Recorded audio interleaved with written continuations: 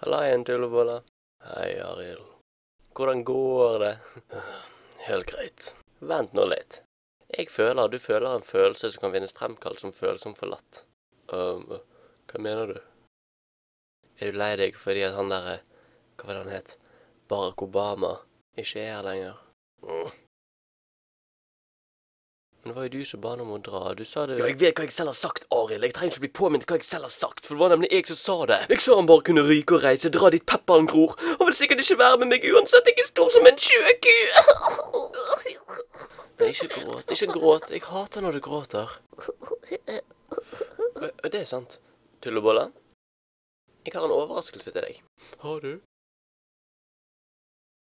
Tullebolla? Dette er kjæresten min, Hilde. Kjæreste. Hei, tullebolla. Tullebolla Hilde. Hilde tullebolla. Det er fint å møte han. Ja, kjekt. Ja. Jeg har fortalt kjempemye om deg. Ja, det har du sikkert. Ja, dette var koselig. Ja. Kan du bare gå bort hit litt? Der borte? Ja. Hun er kjempehyggelig, ikke sant? Jo da. Liker du hun ikke? Helt ærlig, Arild, nei, jeg liker hun ikke. Hun kommer inn hit med «Å, så hyggelig å møte deg-attitude. Ta over vennskapet våre, stjel deg fra meg. Jeg er en bollemus med knust hjerte, Arild. Du kan ikke bare forlate meg, ikke du også!» Jeg tror den graviditeten har gjort deg litt hormonell. Det er ikke på grunn av graviditeten!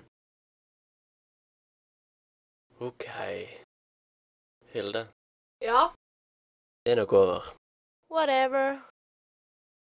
Er du fornøyd nå? Beklager, Arild, det var ikke meningen. Du skjønner, det er bare det at jeg er... Å, herregud.